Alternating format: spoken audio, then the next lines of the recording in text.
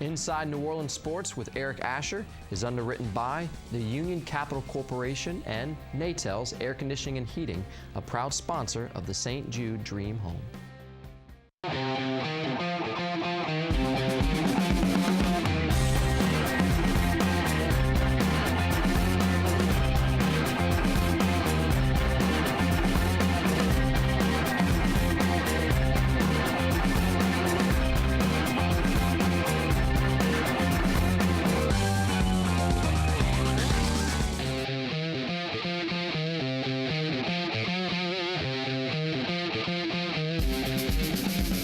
Good evening, New Orleans, and welcome to Inside New Orleans Sports. Over the next hour, we're going to discuss the New Orleans Saints, the New Orleans Pelicans. We'll take a look back at the All-Star game. And, of course, we always have a great panel for you. Both guys returning for another stop here on Inside New Orleans. Brett Martel of the Associated Press and Sean Fazende of Fox 8 Sports both join us tonight, and we hope you'll join us too as well. You can always call into the program at 504-866-3200. Guys, welcome. Thanks so much for coming back. Appreciate you guys joining me on the show again. Brett, we'll start with you as always. We like to tell folks a little bit about what you're doing, what you're covering, and tell us a little bit about what's happening at the AP. Okay. Well, I'm the AP's only full-time sports writer in the state, so I bounce around a lot from LSU to the Pelicans and to the Saints. And right now we're basketball heavy with the end of the SEC season for LSU men, and of course coming out of the All-Star break with the Pelicans, and then we'll be doing a lot of off-season football news here pretty shortly as well. There's never really an off-season when it comes to the Saints in this town, that's for sure. Sean Fazende of Fox 8 Sports got an award-winning blog. You need to check out his blog at fox8live.com. But also, Sean, tell us a little bit about, you guys are wall-to-wall sports. Well, look, our Saints off-season might be our full-time season, quite frankly. We're all over the Saints off-season right now. News and notes happening pretty much every day. And, of course, Pelican season right now, 4, 5, 9, and 10 on Fox 8. We do our sportscast, and we do the final play every Sunday night at 10:30 over on Fox 8. So, yeah, we stay busy, and, hey, it's fun. Right, and I got that right? The blog, Fox 8 After Live? Further Review blog on fox8live.com. Got to check it out, guys. Got to check it out for sure. City just finished with the All-Star game. From all indications, it was a great event for the city, a great event for those that got a chance to visit. You guys covered the event. Brett, we'll start with you first. Your thoughts on the event, how the city handled it, and we'll talk a little bit later on when the city may be able to get this back as well. Yeah, I thought for the game itself, I thought the arena looked pretty good. I thought that Trombone Shorty and Dr. John represented well at halftime. The game turned out to be kind of fun at the end. One thing I noticed about the game, I was kind of tracking the dunks. Blake Griffin, 8 dunks in the first 11 minutes, 1 dunk in the entire fourth quarter, when all of a sudden they started playing defense because they decided they wanted to win. The game was fun. The stage, I thought, looked good during halftime show, but it seemed like a little big for the purposes of the whole game. It almost seemed like overproduced. Right. I heard some complaints about the ticket prices, and of course the traffic around town was kind of a disaster. I was disappointed because when they didn't get a lot of the road construction done in time, and then with that not being done, I would have thought, well, then let's get some traffic cops out there. They know how to do Mardi Gras, but they didn't treat this like Mardi Gras, so it was worse than Mardi Gras trying to get around. And Friday night was really bad. Saturday night pretty bad too. Brett, I think you hit on 2 key points. Number one, it outpriced the New Orleans a basketball fan, $500 to $1,000 a ticket for the All-Star game and any of the All-Star festivities that were out at the arena. That was really kind of pricey. And I mentioned it on my radio show on Monday. Very disappointed in traffic control here in this city. We are a town that prides ourselves on crowd control, being able to move people, move vehicles. It's not because we didn't have enough officers out there. There was Orleans Parish Prison deputies that were out there on the streets, NOPD and state troopers. Unfortunately, they didn't get the job done, and it resembled a lot what it looked like a few years ago in Las Vegas. It was true gridlock, and that was disappointing. And I hope that, again, as we get into the Mardi Gras season, that we'll pick it up and do a little bit better job than we did, obviously, during the All-Star game. Well, people that were trying to have a good time, and I felt bad for people from out of town, you don't want to be spending a couple hours on Saturday night in your car. No, it's just true. Not moving. No, it took me an hour to get from Mid-City to Harrah's for the Retired Players Association Gala to MC that event with Ro Brown. an hour on a normal 10-minute ride, and a lot of it had to do with the fact that it wasn't because the cops weren't there, they weren't directing traffic, and that's something that's got to be cleaned up. Sean, you had a chance to get involved in the festivities to see what was going on. So tell us a little bit about your take. This is New Orleans, we're a local city, but this was a national event in a local town. So from a national perspective, I thought home run by the city, quite frankly, because you look at the national media outlets that were here to cover and their sort of analysis of the event. I saw Mike Greenberg tweet out this, job well done, big game capital of the world. That's what this city wants when they host these big games, is that national recognition, how well they put these things on. Yes, there were some logistical issues. Traffic seemed to be the biggest this time around, and it was unfortunate that the ticket prices were a little high, but I thought from a national perspective, you look at it from that grand scheme, so to speak, I thought the city did a job well done. Well, I'll tell you what I would love to see is two things. A, that the scoreboard that they had in the arena for the All-Star game would be wonderful to have full-time in the arena. And I really like the way they turned the lights down a la Madison Square Garden. I think it's something Pelicans need to look at. It's a nice look on TV, and I'm sure it was good for those that got a chance to be there as well. Yeah, I think it makes sense, and it not only looks good on TV, but I believe it affects the ambiance, and that it creates the idea that the floor is a stage for performers that you came to see. It's like theater. Yeah, and it's about how improving the mindset of everybody in the building and really generating enthusiasm that way. So, but I think that scoreboard, I noticed that too, and I was saying to a colleague, I think that it's not maybe 10 years from now, every arena, the scoreboards will look like that. It was. I was hoping they would leave it behind. Yeah. I really did. Can y'all kind of leave that behind for us? We could really use it, but that would really was. And and I forgot to add something. The game was kind of entertaining. It was high scoring, and look, it's an all-star game. It's exhibition, but CP3 and alley-oop to Anthony Davis. I mean, there were some moments there where you're like, okay, I can get into this. And look, usually by the end of an all-star game, I've checked out. But in this one, it was fun to watch it all the way through. And look, highest scoring one ever. So I thought all things considered, when you add the totality of the event, I thought the city did a pretty good job. I think we did $90 to $100 million impact. Obviously, the jam sessions, the jam fest out at the convention center was really for the average fan. A lot of people got to enjoy that, and there was a lot of participation from NBA players past and present down there. So that was really good as well. Really good comments by CP3 about his time here in New Orleans. He had a lot of great things to say about New Orleans, which again I think kind of resonated with the folks that live here, considering the way he left. I mean, I know it felt really for me, for a guy that really kind of took him to task for leaving the way he did. It was really good to read that, and again, one of the things that really stuck out was when players asked him about coming to New Orleans, saying that he would recommend coming to New Orleans, which again means a lot. Yeah, I did actually a story on that about him and LeBron, and how they are trying to be examples of when players leave their original markets in their prime and they're franchise players, they don't want that market to feel like they're losing them as community figures. They're just plying their trade somewhere else for purely professional reasons, but that they still care about the relationships that they developed and the people that they left behind when they moved.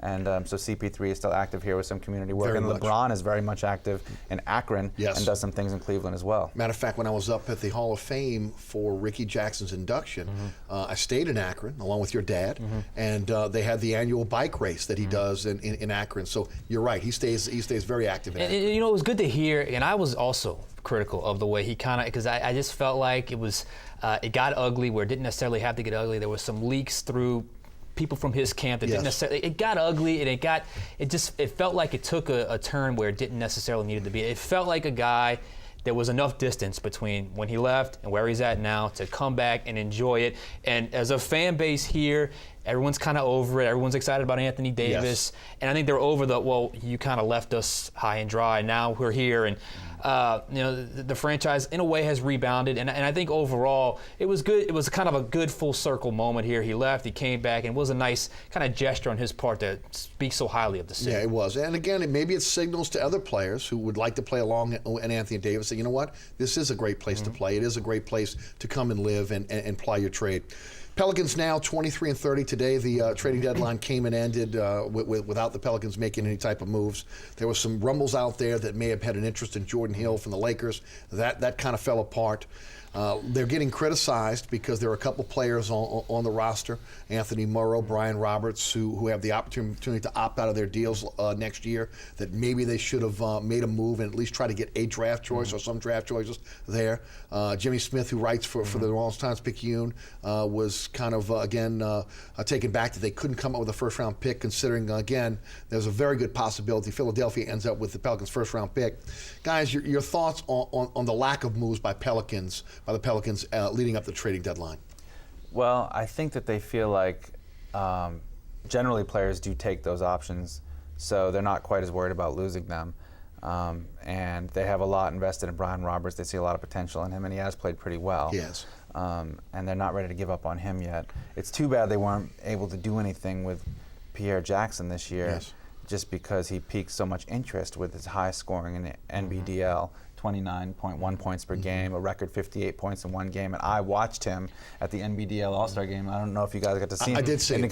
And I mean, he is, I don't care if he's 5'10" or whatever, he can shoot the ball. He scored 40 points, hit 6 3-pointers, and those baskets are the same height and it's the same dimensions on the floor. He could play in the NBA. Yeah, he could play. I mean, he may not be a star in the NBA because of his height limitations, but he could be as good as Nate Robinson was, maybe better. Could be as good as Brian Roberts is on this team, maybe better. But yeah. Yeah, no doubt. And I think, you know, one of the things that I've heard about him is one of the reasons why the Pelicans won't bring him up. And again, he came out today and said that, you know, if the Pelicans don't trade me or bring me up, I'm going to Europe. I'm going to go play in Turkey. Says, again, during the All-Star game, he had said that, you know, his family needs the money, can't make it on the salary that he's getting in the D-League.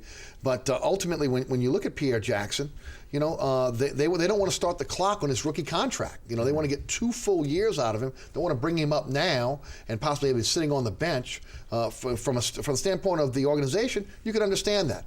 Now, again, they still retain his rights if he moves on to Europe, so he still belongs to the Pelicans. Yeah, and back to your kind of original point, it seemed like I don't know if there was a market, but the Eric Gordon or Tyreek Evans, it just wasn't going to happen. There was no trade. So there was no big-time move the Pelicans could make. And it's unfortunate that we're not able to get some form of a draft choice for next year with any of the pieces that they have. But overall, do I feel like this was a trade deadline disaster? Absolutely not. I just think that this team, look, they are where they are right now. I thought was it Jeff Duncan that wrote the column? They're kind of in this in-between kind of state right now. And I thought he hit the nail on the head with that. And I just think overall, look, you weren't going to have that big splash at the trading deadline. They stood pat, weren't able to get the deal they wanted. They're going to grind out the rest of the season and maybe kind of refresh those talks in the offseason. I just think right now with the state of the Pelicans, it just kind of is what it is. It really wasn't too high or too low on this trade deadline or lack thereof. Yeah, I agree that if it is a disappointment, it is a mild disappointment because there were no takers for, and in addition to there being no takers for the big contract guys like Gordon and Evans. And with, you know, Holiday and Ryan Anderson, who may have gotten the most interest from other teams. You know, he has a back injury. No one knows what his career holds. But in addition to not being able to move any of those guys, they only played 20 games together this year.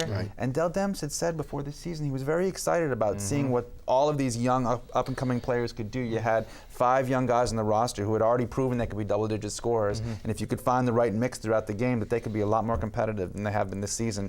But with only 20 games together out of over 50 already, we don't know how good they can be. And I think that they actually want to see a little bit more of this group. Brett, I agree with you. And I'm taking a step further. Moving Eric Gordon, I understand why. Again, $30 million the next 2 years. We're hearing that he's going to opt out of his final year and try to get a long-term deal. I'll believe it when I see somebody opting out of $15 million guaranteed, okay? Especially because he is not the same player he was before he got injured. Physically, he's just not the same player. I would have been very disappointed if they'd moved Tyreek Evans. You can't sell this to the fan base that you've got this young, under 24-year-old team that you're going to have as a nucleus going forward to build a championship around Anthony Davis, and then you don't even get through the first season because of injury, and you start dismantling the team. So I think that would have sent a very bad message if Tyreek Evans would have been moved, because he would have said basically, hey, you know what? We gave up Robin Lopez for nothing. What do they need more than anything right now? A center. Robin Lopez came into his own with the Hornets last year, playing very well for the Portland the Trailblazers right now. So that would have, to me, would have been very, very disheartening to see that. The Gordon thing, look, he's making too much money for what he's bringing to the table, even though he's had a pretty good season. And I agree with Brett in the sense that, there is a sense, while they're 23-30 right now, the last month and a half of the season, they've played fairly well. They've figured out a way to grind out some victories. And there is while it doesn't seem it right now, maybe near future, as in next offseason, going into next season, you get the feeling that, okay, to get these guys healthy, we're 23-30 right now. If we had these healthy guys playing together with the ceiling way up here with Anthony Davis, maybe we do have a playoff team with some very subtle moves this offseason. So let's just stand pat, see what happens. We're not going to get that big-time deal, and let's just ride out the season. And that's why I think you still got one more year with Dell and Monty, because there is a little bit of an incomplete to this season right now. Yeah, and also, look at last night's game with Eric Gordon. I mean, he can still score. He had 28 points in the third quarter. The problem is that he gets up to 28 points, and then it comes to crunch time, and the Knicks change their defense to try to take him out, and they don't pay for it because injured guys like Ryan Anderson and Drew Holiday aren't there to make him pay. No. So, I agree. Gordon just doesn't have the type of hops that he had before the injury, but he's still a productive scorer. And let's face it, we have here in the media, the fan base have berated him for not staying healthy. He's been healthy all healthiest guy all year, all season long. And he has not been a malcontent. He has been a team player up to this point. It's not palatable. You've basically overpaid him. That's it. And other than that, if he was making $11 million a year, nobody'd be squawking. I actually think he fits in pretty well, if you ask me. At times, he can score the basketball. He has some issues at crunch time. Although a couple months back, he was able to close out that game. I believe it was against Detroit. And you just figure, if you had Drew Holiday, Eric Gordon, Tyreek Evans, Ryan Anderson, and Anthony Davis on the floor to finish out a game, that's not a bad five. Right. So. It's just comes down to simply this. He is not worth the money he is paid. It's not that he's not worth money. He's just not worth the money he's paid. There's no doubt. And again, a lot of people, myself included, I would not have matched that deal with Phoenix, but they are where they are now, and we'll see what happens. It'll be more palatable for a team at the trading deadline next year to be able to take on that contract rather than to do it this year. And we all kind of figured that. It would have to be, type of maybe a 3 or 4 team deal for that to work. It didn't happen. Pelicans stand packed. Guys, the one good thing, I guess, that has come out of this, you really are getting a chance to see some of these younger players. Austin Rivers, Jeff Withey at times, even though he's kind of been moved back to the bench. Darius Miller had a time when he was playing a lot. He's kind of been moved to the back of the bench now. We talked about Brian Roberts. He's getting a lot of time. So you are getting a chance to see that bench and allowing them another year under their belts to kind of grow as players. Yeah, and not only that, but allowing the Pelicans to get a better idea of exactly what kind of assets they are, so they can decide in the offseason who to keep and who to let go. Yeah. No, I agree. And look, that generally happens when you have a lot of injuries. It's guys you kind of discover some guys you don't necessarily know that you had, and they step up and they make some plays, and there have been some players that have played fairly well. And again, look, we knew there was going to be growth from year 1 to year 2 in Anthony Davis. Now, I don't know if he was a 20-10-3 guy, if we all thought that. I mean, this is a superstar in the making. And look, and that's why I think there is a sense of optimism as you get closer and closer to the end of the season, into the offseason, because you do have a guy whose arrow was clearly pointing up. He could be one of the best in the game by the time it's all said and done. But you will have to build around him. You can't get to the point in 2 years from now where you don't have a team that is a perennial playoff team that looks like it has a chance to be able to win a championship, because then at that point he's going to opt out, and you'll be right back where you started from. Luke Babbitt, one thing I could say about Dell Demps, he has been able to go into Europe. He's got Alexis Agenza, who's, again, at least filled a role right now as a rim protector. Luke Babbitt has come in. He's kind of, and I think it was Mike McNamara that said it last week on this program, a poor man's Ryan Anderson. Your thoughts on Dell Demps' moves to go into Europe and grab a guy like Agenza and Babbitt? I think it's the best he could have done at the time, because it's hard to find available guys in the middle of the season that can come in and actually make any kind of impact. And Babbitt almost helped him pull out a win last night. Yes. And Agenza has had other games where he's helped him win. He's not consistent, but he's putting a lot of pressure on himself, because this is his second and he believes last shot in the NBA. He doesn't want to go back to Europe. This is his dream. He is a 7-footer, so with a 7'9" wingspan. Yeah. So and Monty has a reputation of working well with young big men. So you'd like to see if they could kind of fill the holes in his game with some good coaching. They both have specific niches that you need. Babbitt can shoot. Yes. Agenza's got size, as you said. And look, my expectations for them were very low. And they have surpassed them. So for what that's worth, I actually feel like they've been a pleasant surprise, because I really was not expecting anything out of Luke Babbitt. And in a gents, he's 7 foot tall, but who knows? And I just think overall, like you said, the situation they were in, probably the best Dell could have done. No, I would agree. One of the other interesting things is when the team, and again, they were still trying to gel, when you had the full complement of starters, they were a horrific defensive team. Now you watch these backups, they're playing much better defense than, almost like they've kind of bought into Monty's system, where we were talking about in the first quarter of the season, wow, these guys, they're not buying into the defensive aspect of Monty's coaching at all. Are you guys seeing the same thing defensively? This is a much better team defensively with the backups than we saw with the starters. I think it is. For one, it's easier to get guys who aren't known for scoring to buy into defense. And two, a lot of the guys who are playing better defense were in the system last year, whereas Tyreek and Drew weren't. And defense requires so much about basketball and offense is just chemistry between one or two guys or clear outs and one-on-one matchups. Defense requires 5 guys trusting each other and really hustling hard. And communicating. Yeah, and so it's much harder to get a good defense with new players than it is good offense with new players. And especially when those new players are talented scorers like Evans. And when you're a blue-collar guy, you got to hang your hat on something. A lot of times it's effort, and defense is effort in the NBA as well. And I think, look, with a lot of these guys that don't get a lot of minutes, they know their ticket onto the court is playing good, hard, solid defense. And I think that's why you see better defensive effort right now. But the Achilles heel of this team still today, even going back to last year, inability to close out games. And that was one thing that we hope can change when the starters come back, when you've got some guys that can put the ball in the hole. But again, you give up maybe a little bit on the defensive end. How will Dell solve this going forward? Yeah, it's a good question. I think they were hoping that the lineup they had, if it was fully healthy, would take care of it, especially as they grew together and got better defensively. Because they were close, and they were close to 500 in a lot of games. And if you have a threat, because when they were healthy, they had this interesting lineup at the end of games. I don't know if you remember, where Ryan Anderson and Anthony Davis, they would move Anthony to center, and Ryan Anderson was a power forward, and Tyreek Evans was in there with Eric Gordon and Drew Holiday. Right. And and then you had 5 double-digit scorers on the floor, and how are you supposed to defend that? But they can't do that right now, and so teams like the Knicks are able to try to shut down Eric Gordon, and then if Anthony Davis doesn't come through, then that's basically those are your only 2 options. Yeah, I went through the sound bites after the game, and Sean Kelly, the voice of the Pelicans, basically asked Coach, who is your closer? Do you feel like you have one? And he kind of said something interesting. We close as a team. It was almost like, I don't have that guy I hang my hat on to finish games right now, and I think that's why, you got to have a guy to go to. You got to have your closer, your go-to guy in the clutch, and right now they just don't seem to have that guy. Can we agree biggest need in the offseason is a 3? They've got to somehow solve the 3. Amino has progressed, but not to the point that you can trust him. To me, that's the biggest need. Probably. Probably because I think that big bodies to play a little defense can help, and I think Anthony Davis in a pinch, he's so good that I think he'll only be more and more respectable as a 1 when you need him to be. As a 5 when you need him to be. Which I think is going to be his position down the line, honestly, as he grows. Instead of a power forward, right?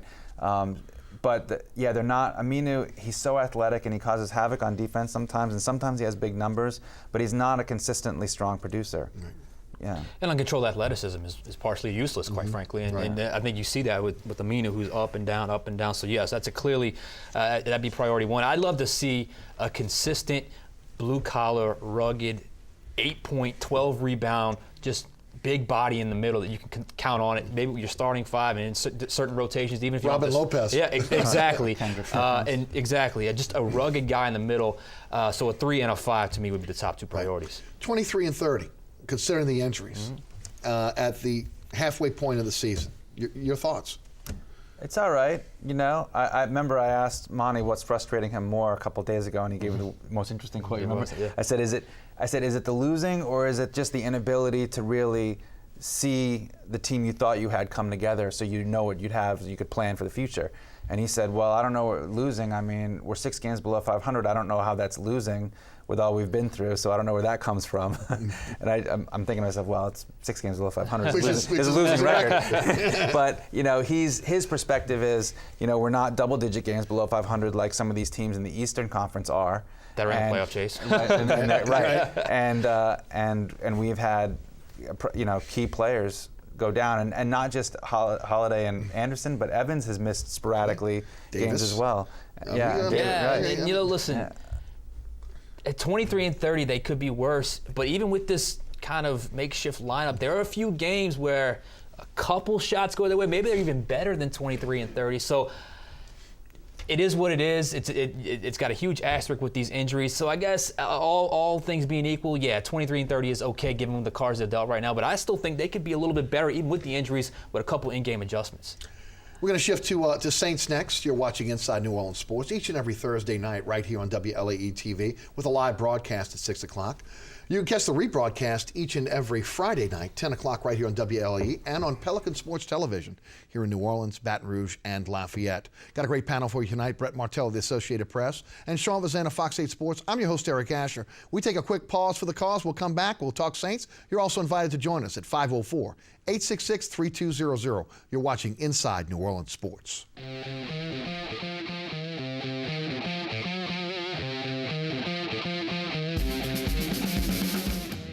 My name's Reggie. Just recently, my wife and I took in her sister's children. And we already had 4, so I went from becoming a family man to a man with a bigger family. Now, you can't eat love, so I don't know how I'm gonna feed them tonight. How was that, Reg? I think I look more like Denzel. That's cold, man. Play a role in ending hunger. Visit feedingamerica.org/hunger and find your local food bank. Packers. Viking. Packers. Viking. Viking. Red state. Blue state. Vegan. Carnivore. We come from different places. Uptown. Downtown. Optimist. We come to different conclusions. Half empty. Half full. But when we live united, we create real, lasting change in the building blocks of life. The education, income, and health of our communities, Live. our families, United. even the person next to us. Live united. Real change won't happen without you. So give, advocate, volunteer, live united. Sign up at liveunited.org. You're watching WLAE, New Orleans Public Television. Find us on Cox Channel 14, Charter Channel 11 and 711, AT&T Channel 32 and 1032, Dish TV, Direct TV, and over-the-air broadcast on Channel 32. Welcome back. You're watching Inside New Orleans Sports. I'm your host, Eric Asher. Great panel for you tonight. Brett Martel, the Associated Press, along with Sean Fazende of Fox 8 Sports. You can join us by calling in at 504-866-3200. We've just talked a lot about the Pelicans in the first half hour. Now we turn our attention to the New Orleans Saints. And Saints got some good news today, some really good news today. And Sean, you've been doing a lot of stuff on your blog, kind of breaking down the cap, what the Saints have to do. Of course, we know that Jonathan Vilma was not retained by the Saints. They will not offer him a contract. Will Smith, Jabari Greer, and Roman Harper cut saves the Saints about $17 million. Someone said they're $3 to $4 million under the cap before today. The NFL raised the cap 5% from $123 million to $130 million. So at this point, the Saints are somewhere between $10 and $11 million under the cap. I'll go to you first because you've been doing a lot of blogs and a lot of research on this. Is this about right in terms of the cap number, where they're at? Well, I think there was a projection it would be around 126, so I think that's where teams were projecting the cap. So 130 maybe push it, so maybe a little bit less than 10 to 11. But look, every time I do a cap story, it's so fluid. I check myself like 20 times just because there's so many little subtle things that you don't realize. But bottom line, gift today. Oh, no doubt. Major assist, to use a basketball analogy, by the NFL to all teams in the NFL, particularly the Saints. To me, this saves them one tough decision, maybe two. I still think when the numbers are finally crunched and you do the franchise tag with Jimmy Graham and a couple of restricted free agent tenders, you're probably going to have to part ways with one, maybe two veterans. But I think ultimately, this doesn't force their hand with some guys they don't necessarily want to get rid of. So, major assist right now for the Saints in this situation because that was something they desperately needed. And not only doesn't force their hands, but you could say if they can get some of those guys they didn't want to get rid of to restructure. Exactly. Then there's a little more leeway there. They don't have to do something as drastic as letting them go, and they might be able to find a reasonable compromise with those players. Guys, your thoughts on again, the kind of changing of the guard here. We see Vilma, Smith, Greer, and Harper gone now. More than likely, we're going to see some more veterans that were involved in the Saints Super Bowl championship. We saw a little bit of that on defense last year where, again, they got a little bit younger. Probably now have to start focusing on the offensive side of the ball where they're going to get a little bit younger now. But how does this affect this team? You're talking about some, maybe these guys had diminishing skills, but their leadership is where I think the big void is going to be. That's huge. But listen, none of it were overly surprising. All over 30, all with injury issues. None of those guys, except for Harper, finished the season last year. So the intangible is going to be something to watch on that side of the ball. I don't think there's a player over the age of 30 on the Saints defense right now, unless I'm wrong there. But I don't think there's a player over the age of 30. And I'll be curious to see who kind of steps up, because Curtis Lofton has taken that leadership role on. A guy like Cameron Jordan has that magnetic personality in the locker room to get that done. So I'll be interested to see what happens. But I don't think any of the moves were out of the ordinary. I do think Jabari Greer is going to be the toughest to replace, because number 2 corners are hard to find. Yes. And that to me was the one sort of surprise because of the replaceability factor. But overall, I think these moves were kind of on the way. But you'd have to agree with Greer. It was looking like he wouldn't be able to get, if he could get back, he wouldn't get back till November. So you have to look and say, okay, well, you know what? Are you really going to invest that type of money in a player that's over 30, whose skills were diminishing anyway, who now won't even be available for you for maybe the first half of the season? Yeah, so that might take their chances with Patrick Robinson, maybe. Right. Which is, I got to be honest with you, a scary thought. Yeah, but he did lead them in interceptions 2 seasons ago, I believe. Right. As a starting cornerback. So, your thoughts on the loss of those key veterans in terms of leadership on the defensive side of the ball? Yeah, leadership is obviously the big area of loss. I agree with you guys on that, because none of them had very big seasons recently, and of course Will wasn't around at all. Neither was Jonathan, except for one game. So. I don't know if you guys are going to miss him on Fox 8 play or how that's going to work if you're going to keep him around. But, I think that they were only around, frankly, as long as they were because of their leadership. They might have been gone earlier, if not for that. So they'll be missed, but I think that they're hoping that they've got some good young guys that can kind of grow into that role. And I think they do. I think you mentioned it, Sean. There are a few guys out there that can do that. Who should Saint fans look for now? Possibility of maybe taking pay cuts or possibly restructuring? Well, there's a couple guys. First off, if there's another release that's pretty obvious to me, it would be Broderick Bunkley, just because production doesn't match the price tag. You don't get a huge cap savings with that. You get about 1.7, but I still think if you're looking to squeeze money out somewhere, that'd be an obvious choice.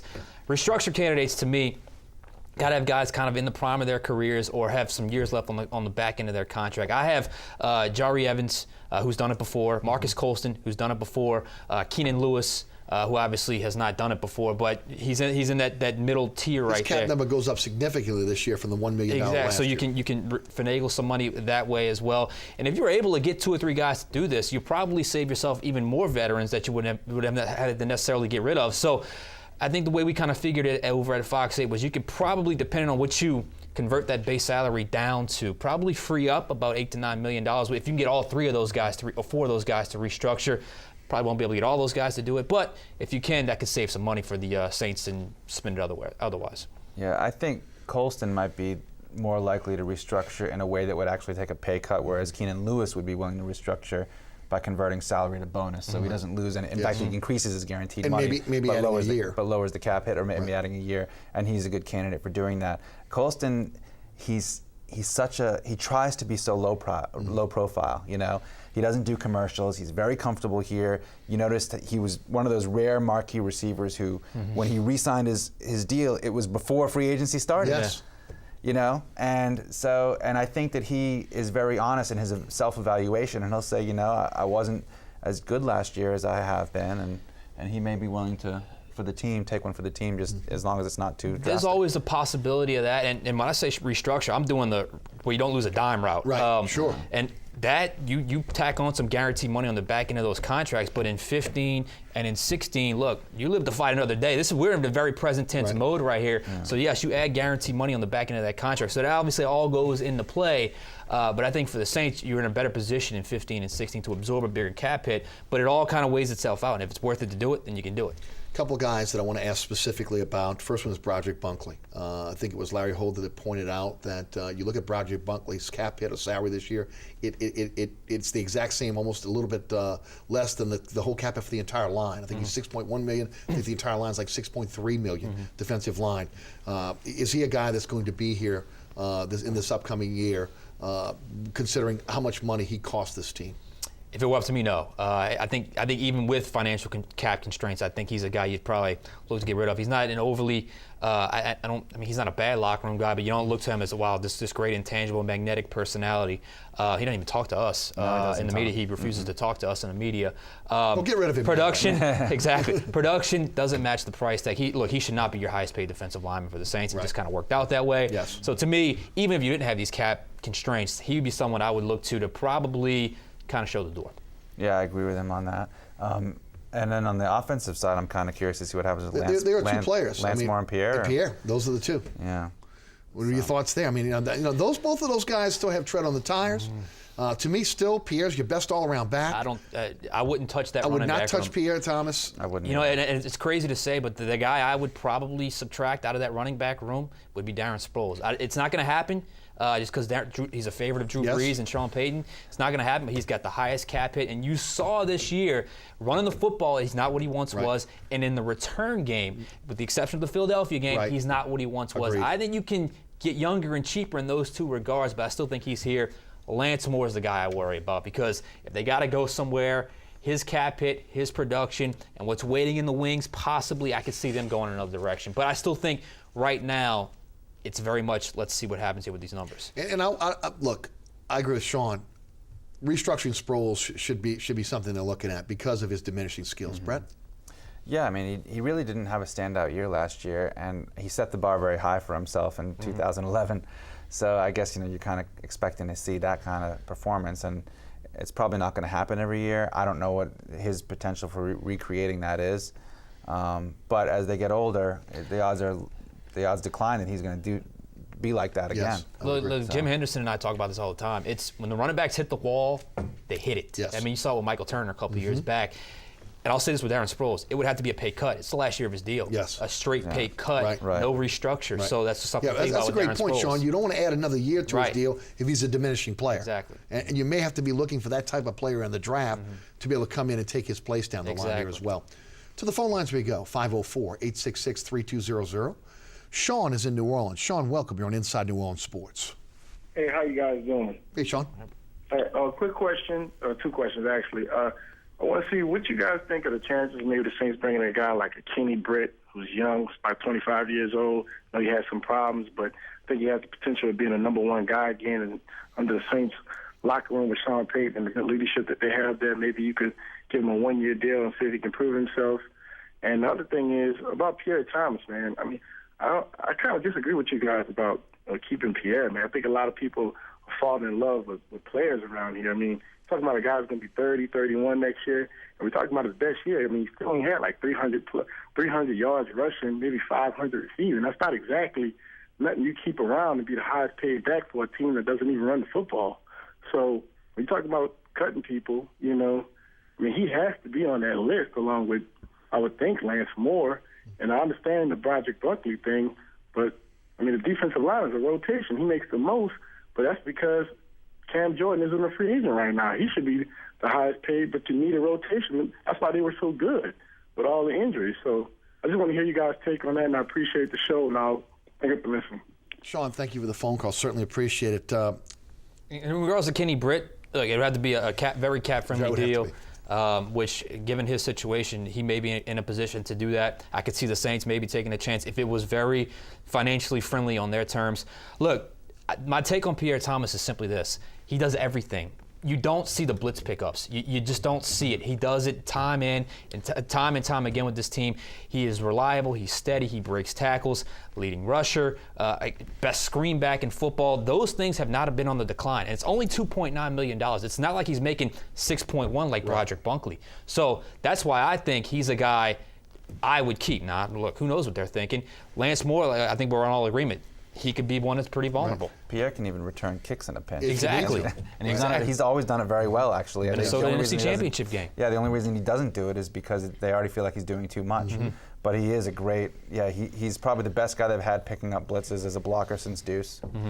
And his skills haven't diminished. And that's the what main it boils thing. down to. But when and when you look at him on the stat sheet, you really do have to look at his catches for yards and his rushing yards combined, and try to figure out what the production is there, because he has a lot of catches and a lot of yards. If anything, the way the Saints have utilized him has really kind of put years on his career, because he has been a guy that's been in the rotation. I've always said he is the ideal Sean Payton back in that he can do a lot of things, doesn't necessarily need a lot of touches to maximize his production, and he's a guy you can depend on to do different things, blitz, pick up, and he's smart, knows the offense. Look, there's a reason why he's hung around this long. They love him for that, and I think he's going to be here in 2014. Yeah, I do too. As far as Britt goes, I just think about the year they won the Super Bowl with Anthony Hargrove. The Saints have proven that they can sometimes do stuff like this. So rent a player for a year. Yeah, and so if like Sean says, if it's cap friendly, then that's it. No doubt. They could probably pull it off. To Nick in Slidell. Nick, welcome. You're on Inside New Orleans Sports. Okay, Nick is gone. Who's up next? Let's go to James in Franklinton. James, welcome. Hi, Eric. James. Good to be listening to your show again. I tell you what, you do Buddy DiLiberto fine. Look, I'm interested in finding out what you guys think about Zach Strief and what's going to happen to Charles Brown, because Zach Strief is getting a little long in the tooth. Charles Brown, he got demoted, but could he possibly go to right tackle? I'm going to hang up and listen to you guys talk. Thank you, James, and thank you for that high praise. Believe me, I'd like to be known as Buddy DiLiberto. Guys, look, I think Charles Brown's days as a Saint is done. I agree. I think he's done. Zach Strief's very interesting because while he is 30, it's only his third year as a starter, and he was on Pro Football Focus either the first or second highest graded offensive tackle. And I think he was the second highest right tackle in all of football last year. So I think the Saints would love to have him, but I think he's going to be more attractive on the open market than people think. So I think there's got to be a contingency plan that if they would lose Strief, because I don't think the Saints, if he hits the market, I don't know if the Saints are going to be able to afford him. Well, I tell you what, I agree with you 100%. I think that's one of the reasons why they got Bryce Harris back in the fold. But we'll turn over to you, Brett. I really believe that he's probably going to be one of the most coveted Saints free agents out there. I just remember when we were talking to him on the last day, we asked him, for his, and Zach is very genuine, and we asked him for his honest assessment of coming back, and he said, well, I'll tell you, for the first time since 2006, I'm actually cleaning my locker all the way out because I don't want to, because if I do sign somewhere else, I don't want to have to come back here. And he said, I don't want to sign somewhere else, but at my age and where I'm in my career, this is my last best chance to have a big contract. Yes. And they have Can't blame to. him. They have to take that. Oh, yeah. They have to. And so I think that he kind of knows. He's a very smart guy. Went to Northwestern. Oh, yeah. Come on. I think he kind of knows that the chances of him coming back are fairly slim. We have some mutual friends, Zach Strief and I, and he has spoken to that mutual friend and has said, look, he wants to come back and finish his career in New Orleans, but as you mentioned, it's the last deal. And you've got to take that contract if it's out there. And, if at the time you're a free agent, you have the opportunity to be able to be the best or one of the best at your position on the market, you got to be able to take that and run. There's no doubt. And look, we all talked about Jimmy Graham's contract year. Zach Strief had himself a nice contract year this year. So I think there's a very realistic chance that tackle eligible is no longer here with the Saints in 2014. You lead us right into our next question, Jimmy Graham. A lot of conjecture on what the Saints will do. I think they have until March 3rd to be able to tag him. We know the difference between the tight end tag and, of course, the wide receiver tag. Although, Sean, you were telling us before the show that the tags have kind of gone up a little slightly. This was according to a website I go to. It's called overthecap.com. 6.9 for tight ends and 11.9, just under 11.9 for wide receivers. So the difference is still the same, a few hundred thousand as far as tag amounts. So, yeah, it's gone up a little bit, but I think overall the Saints still come out on top with the new cap number. Guys, what happens? I mean, I fully believe it's going to go to an arbitrator. It's it's a place the Tennessee Titans didn't want to go last year, but I think it's going to ultimately happen. What do you think happens with Jimmy Graham? Biggest fear is obviously you hold this cap space with the franchise tag amount, and you all of a sudden have to increase that cap space if an arbitrator rules he is indeed a wide receiver. Then you got a couple more players because then you got more cap space allocated to Jimmy Graham. But ultimately, what I think is going to happen is this is going to end up with a long-term deal for Jimmy Graham. He's not going to hit the open market. And you see the debate swirling on the national networks now. Was he a wide receiver, a tight end? To me, it's kind of a moot point. It's a little bit of wasted energy, in my opinion, because you make him the highest paid tight end in the NFL, guess what? You're in the top 7 in wide receiver. Yes. Top 5 in guaranteed money. Top 3 in signing bonus. It was a blog that I posted, and it was my kind of hypothetical contract proposal to Jimmy Graham. So I think if you make him the highest paid tight end in football, he's in the top 5 in most wide receiver categories. He does not deserve Calvin Johnson or Larry Fitzgerald money. Get that off the table. But in that 3 to 7 range, I think that's pretty fair. Which is right around between $10 and $11 million, which is that 3 to 7 range salary. on wide Yes. receivers. Yes. And not only that, but we've talked about it. In fact, we were chatting before the show. People forget how creative teams can be with structuring these kind of salaries with guaranteed money and low first-year base salaries so that the cap hit in the first year isn't that big and you can worry about the rest of the contract later. CAA, which is the agency that represents Graham, this is Jimmy Sexton, but there's another CAA agent named Tom Condon who represented Drew Brees. And this is one of the best out there in terms of putting teams on the defensive, especially publicly, maximizing their bargaining position. They wouldn't be doing their job if they weren't threatening to arbitrate and doing all of their research on the numbers and pointing out that he should be paid like a receiver. The only way, though, that I think that the Saints will tag him to buy more time while they're doing the research. Mickey Loomis always wants to know exactly what kind of leverage he is. He's a very, very patient negotiator. But if he and his cap people do their research and they become fearful that they will lose in arbitration, they will strike a deal before arbitration. They will strike a long deal before that. But only if they are really fearful that they will lose. And right now, from their language, it doesn't look like they are, but it could be posturing. But I think we got to agree, he's probably going to average somewhere around $10 million a year. That's it. Yeah. He belongs in the $10 million a year Right. club, which puts you top the tight ends and in the top 5 and top 7, so to speak, in wide receivers. And I just think, look, best case scenario, and this is very wishful thinking, this is very much black and gold glasses from fans. They get a long-term deal done before they have to hit the open market on March, before the franchise tag amount has to be set, because then you got then you can get your cap space in line and you save some players. If he goes to franchise tag, that's what I'm saying. Even with this new cap number, you're still probably going to have to sacrifice a veteran or two to get under the cap. And you don't want to have to do that if you really don't have to. If you don't have to, correct. Right, because again, I think we all kind of, just like we kind of knew the number for Drew Brees, I think we know the number that's going to be out there for Jimmy Graham. And I'm glad you said that, because this is not a Drew Brees contract. This is not an unprecedented highest paid quarterback in the NFL. And let's throw something else out there. If he gets the highest paid tight end money, the Saints under Sean Payton and Mickey Loomis would have paid the highest paid guard in NFL history, highest paid quarterback, and now highest paid tight end. So they're holding their end of the bargain with the reputation. They're not afraid to pay for premier talent. Yeah. Great. Yeah. Let's go to Wallace in New Orleans. Wallace, welcome. You're on Inside New Orleans Sports. Wallace, you with us? Yes, how y'all doing? Doing great, Wallace. Welcome to the show. Well, I'm thinking we're going to just put it on the trade, Jimmy Graham, and get us some good, players for him.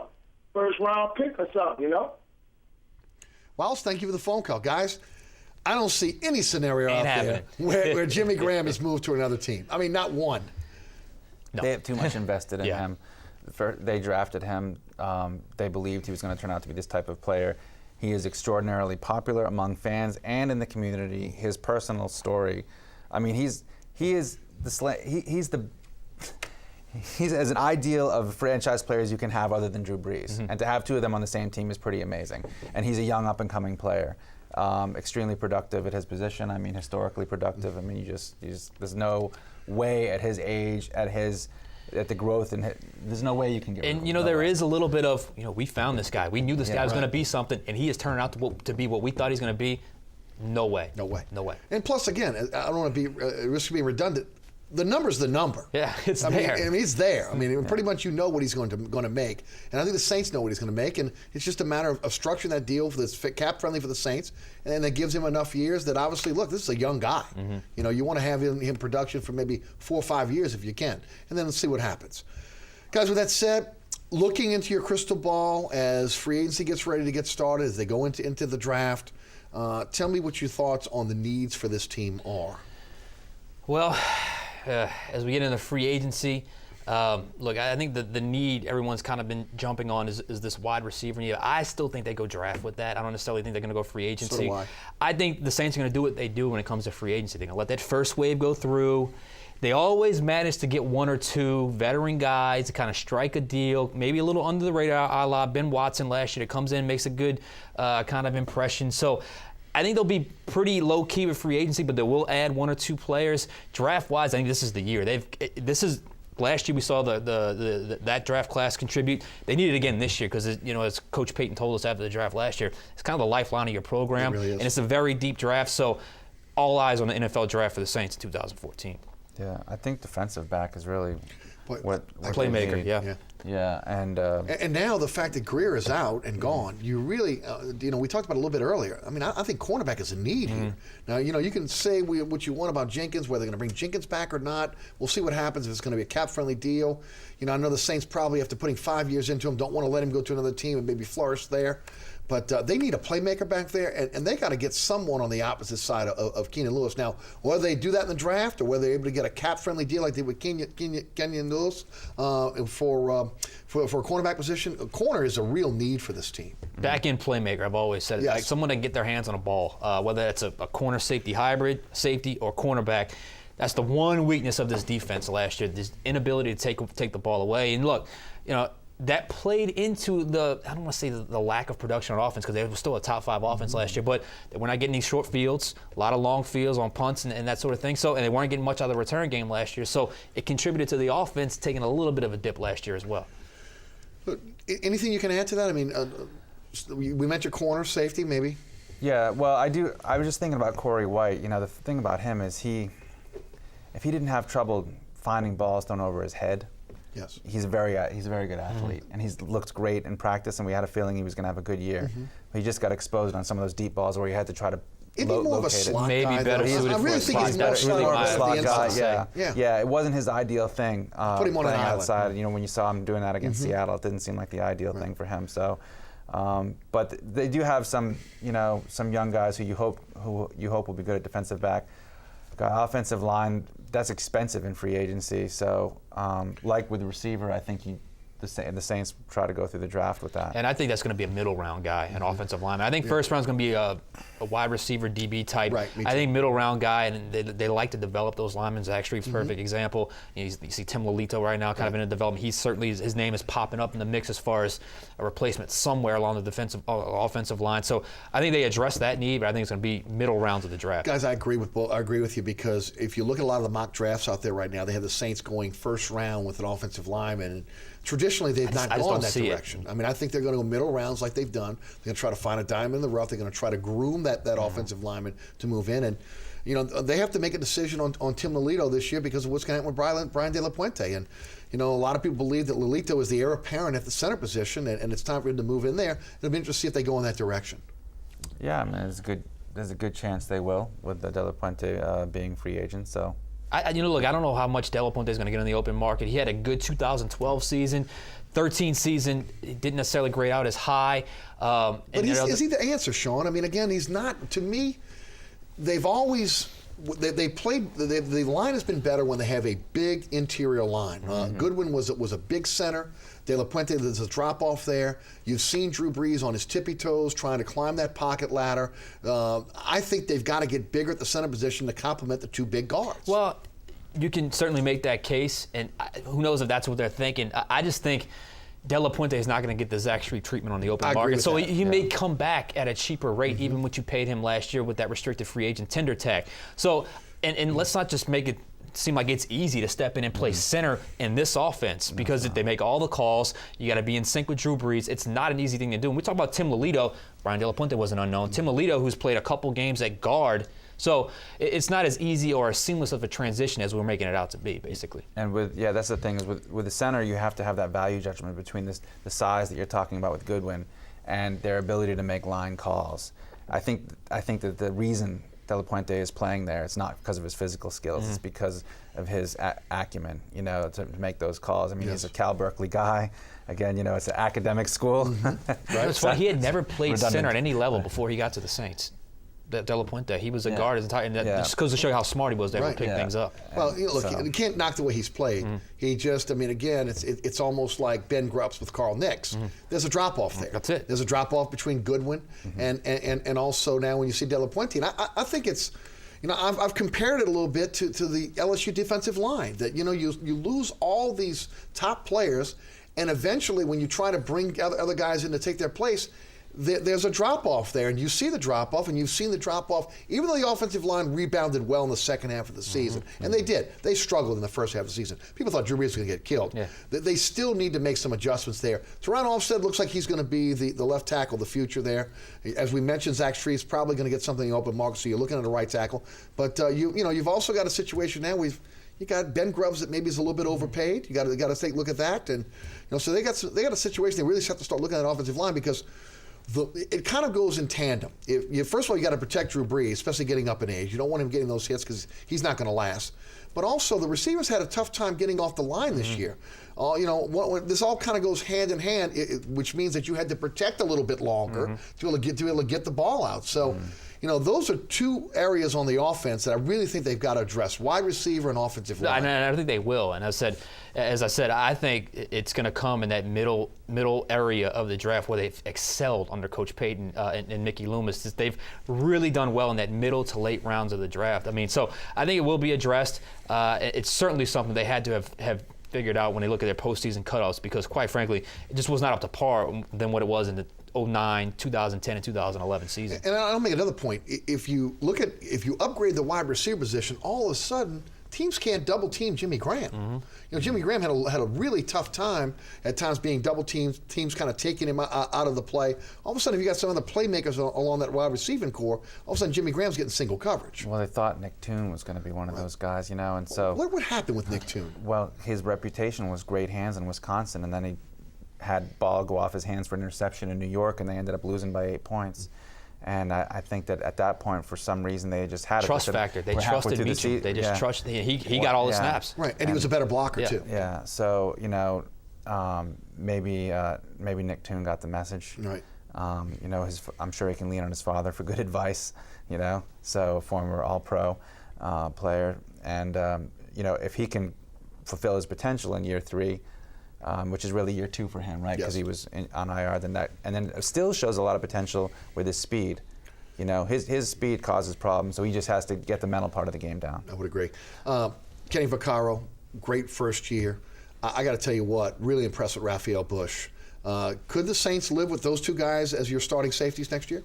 I think you'd have to add another guy in the mix because the way they use Vaccaro, it's not a traditional back half safety. He's more of a down safety. So I think you probably have another guy in the mix somewhere, whether it be free agency or in the draft, like I said, back end playmaker. Yeah, I like both those. I thought they were the best two safeties on the team last year, but I still think you have to have, and with Malcolm Jenkins on the free agency market, you have to certainly check to see if maybe there's another guy out there you can add to that kind of safety tandem, because Rob Ryan, as we saw, loves his safeties. He hit 4 on the field at the same time. There's no doubt. That was a total. Yeah, if Jenkins came back, you would see Vaccaro, Bush, and Jenkins out there at the same time a lot. So what I worry about with Vaccaro is that his style of play. He knocks himself out of games. Yes. And it's like you got to love it on one hand with the intimidation factor, and he goes so hard. But if he doesn't learn how to preserve himself, then he's never going to make it through a season. Yeah, I would agree. And a lot of people look at him to be the playmaker next year. He'll have the system down. He may be a guy that ultimately can start to make some interceptions for this team. It's been the biggest. We'll see. I don't know. He's going to be a time. playmaker in the sense he can get a lot of tackles, probably get a lot of sacks, maybe force some fumbles. I don't see him as the ball hawk. The guy, wasn't a ball hawk at Texas. It certainly could happen, but I don't necessarily think he's going to be that interceptor. But I think he can be the guy, create havoc with force fumbles, tackles for loss, that sort of thing. I think Kenny Vaccaro, arrow pointing up for sure. I would definitely agree, guys. We're done. Wow. As always, move very, fast. very quickly. Again, thanks again. Brett Martel, the Associated Press, and also Sean Fazende, Fox 8 Sports. Appreciate you guys coming down. And thank you so much for tuning in this evening. Again, remember there's a rebroadcast of this show each and every Friday at 10 p.m. here on WLAE TV, as well as Pelican Sports Broadcasting in New Orleans, Baton Rouge, and Lafayette. Also, you catch me on the radio weekdays, 9:90 a.m. WGSO, and that is 11 a.m. until 1 p.m. You can also catch the podcast at ericasher.com. If you missed any of the previous episodes of Inside New Orleans Sports, check those podcasts out at ericasher.com as well. Special thanks to our production crew here at WLAE, including Ron Yeager, Jim Dotson, Donovan Joseph, Kenny Juno, and, of course, my producer, director, William Hill. For Brett Martel, for Sean Fazende, my name is Eric Asher. Thanks so much for watching. We'll see you right back here for Inside New Orleans Sports next Thursday, 6 p.m. Won't you be there? Good night, New Orleans.